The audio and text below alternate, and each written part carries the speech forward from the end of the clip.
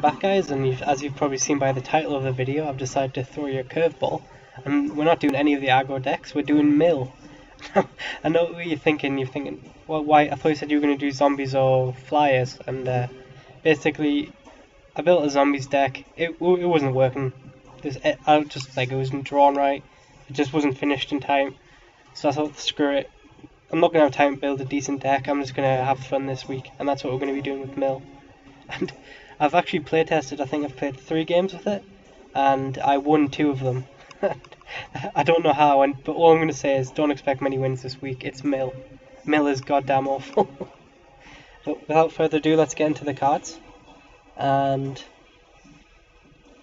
yep, for the first card we got is Wall of Omens. If it let me zoom in. Just a defender, because obviously if you're playing a mill deck, you rely on your defenders, because they have a card further along, Doorkeeper. And so this guy's good, he stops early game, draws you a card, he's probably one of the best walls in the game, so he got himself in here. Next we have Reprisal, this is removal. You're going to need a lot of this to stall out, because really, mill, it's not like 2013. Mill in this format is not fast enough that you can just rush your opponent. You need to just stall out and slowly get them down there. And Reprisal does that. It obviously works well with all your walls, because generally all your walls have got 4 toughness, and Reprisal kills with power 4 or more, so anything that can get past your walls generally gets stopped by Reprisal. So it's in the deck. Next we have Angelica Deck. This is mostly for Kozilek and big creature removal, and it's obviously exiles it, so it completely gets it out of the game, which is fantastic. And if they've got any, if they've got a Beastmaker's Ascension or something, it's obviously useful there. It's really just more removal, and it's stronger removal because the creature's not coming back. So it got in the deck. And we have the first 2 board wipes. We've got Planar Cleansing. The triple white I've actually managed to get in all 3 of the games so far I've played, and it's not really been much of a problem, but I am running 25 land, so I do get kind of flooded, and it has saved me. And this is obviously, if it gets too much, you just wipe the board, start fresh, and generally that's in your advantage if you've been stocking up creatures. Next we move on to blue, where we have, Hedron Crab, and this is pretty much the driver if you're going for the mill victory, because every time a land hits the field, they lose 3 cards. If you're playing a land a turn, this guy needs removed fairly fast, otherwise it's just gonna completely mess with your opponent.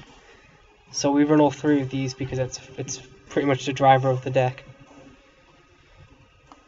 Although so far I haven't seen it yet, which would be nice. And next we got Tome Scour, and this is just, I only run 2 because it's not exactly necessary to have all of them, because you generally want to use it to finish off your opponent.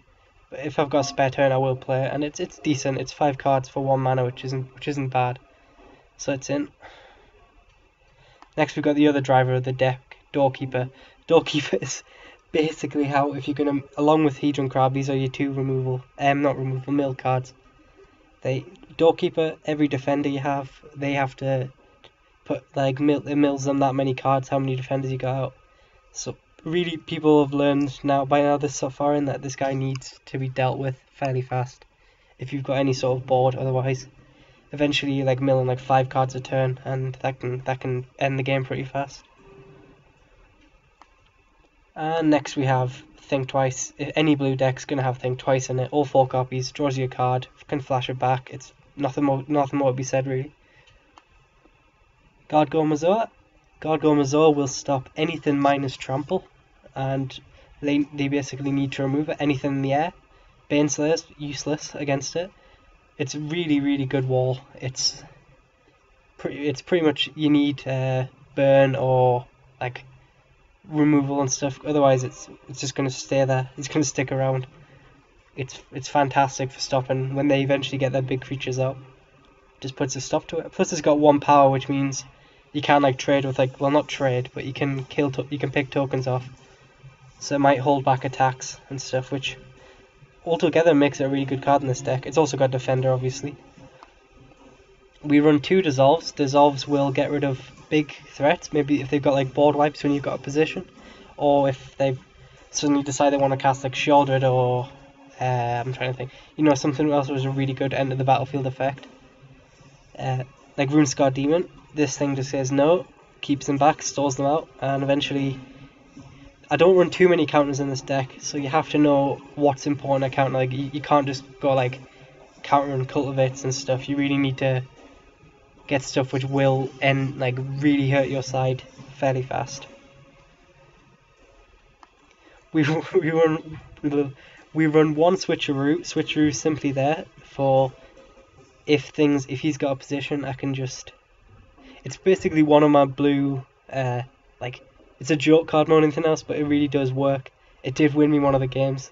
Opponent played a Shieldred, and I switcherooed, like, I think it was a wall or something.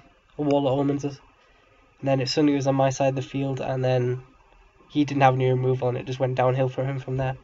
So yeah, switcheroo, only one run, because you don't want to see loads of them. If they're playing like aggro, it's basically useless. And yeah, I really like it though. It won me one game, so it's staying in no matter what now. Next we run 2 Traumatic Visions. This is not really there for the counter, although it will generally can be used for the counter. It's more for the land cycling. Because for some reason there is no triple lands in these colours, so lands can be a bit of an issue. I've run 25, so like I said, it's not the end of the world. I haven't been land screwed yet, but it's more there for insurance. And this has stopped me being land screwed. It helps you get your board wipes up. It helps you get like any 2 cost. It really is just, it's good insurance to have in a deck like this. If you're land screwed in a deck like this, game's over pretty fast.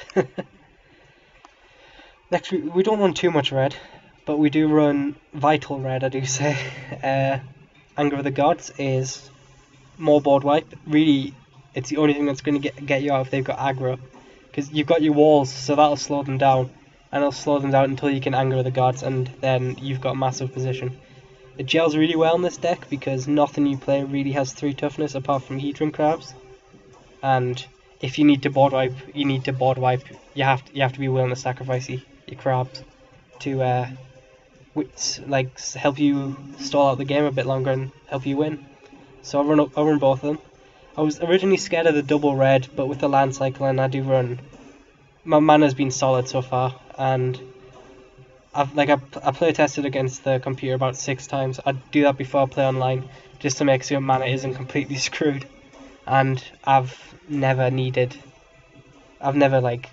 just been not had any red or anything like that. So it's pretty solid, and I'm glad it's in the deck, and it has saved me.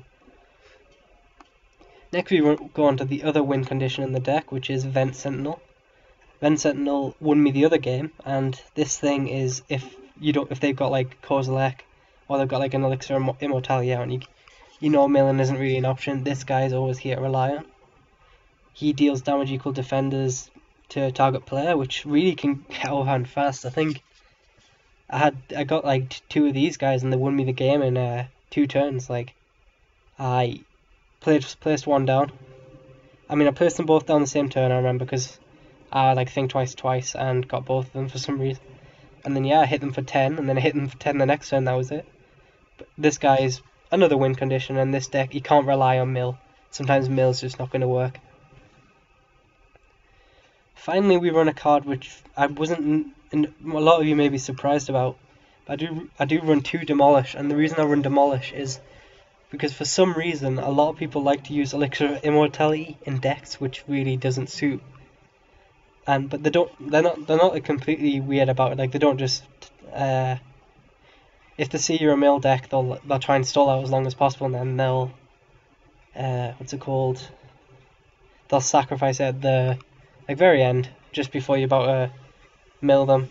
So this guy's in here to sort of surprise them, for wait till they tap down, like the tap or the mana thing. Oh, you can't do anything, and then that's when you take your turn to demolish their elixir. Or in another situation, if you see your opponent's land screwed, or if they're missing like a colour, like they've only got like 1 blue out, and then you can just wipe out that mana. But generally I try and save it for the surprise elixir and stuff like that. And this has actually destroyed an elixir in one of the game I milled them, so it has been effective, and I didn't even think about it until I scrolled over it and thought that would actually be really good in this deck. So that's all the cards we've run, and there's a couple of cards we missed out, which I'll just glaze over. There's only one really in particular I can think of. I would have liked like bounce and stuff, but obviously there's some decks like this deck you just couldn't fit in. A lot of you may be wondering though why I'm not running Millstone. And honestly, it's just because 2 cards a turn isn't going to get you anywhere pretty fast. It's going to like cost 2 mana, and it's not a good card, to be honest. It really doesn't. It's like it's not worth it in this deck. It takes way too long to ramp up, and even with all this stall, you don't have enough time to do that. Anyway, we'll move on to lands, where you can see we run 25, because with like Hedron Crabs and generally in this deck, you want to be hitting a land drop every turn. And like I said, there's no triple land in these colours, which is kind of upsetting. You could make a debate of running like Crumbling Necropolis instead of like, your Izzets and stuff. But I don't see the point of running triple lands unless you're trying to psych out your opponent.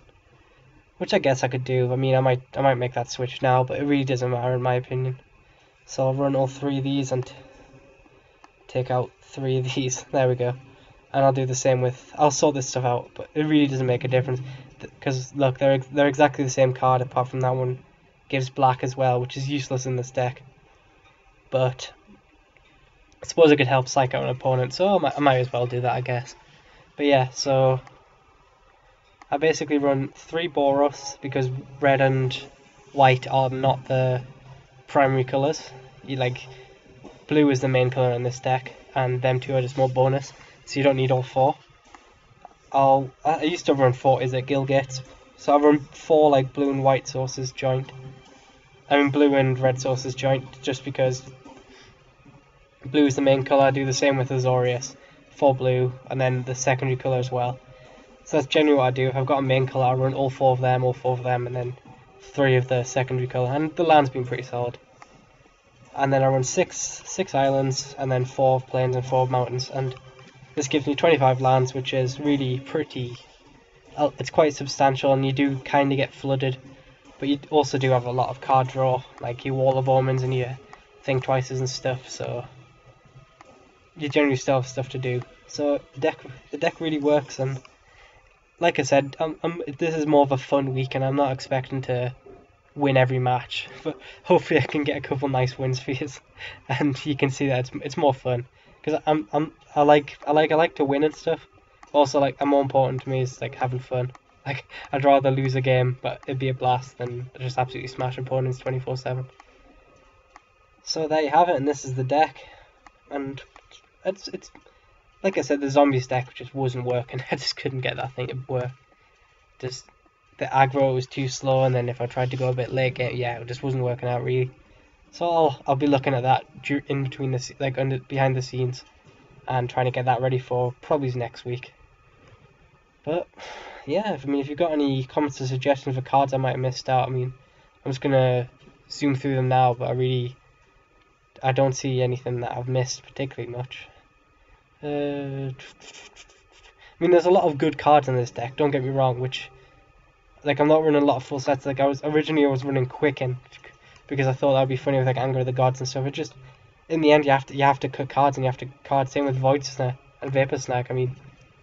They're good cards in this deck. You can bounce like big threats your opponent has, but there's just not enough room, sadly. Sometimes I wish I could run like 80 cards, but yeah, that's the deck, and you'll be seeing some gameplay of that tomorrow, and hopefully you enjoy it, and I'll be enjoying it.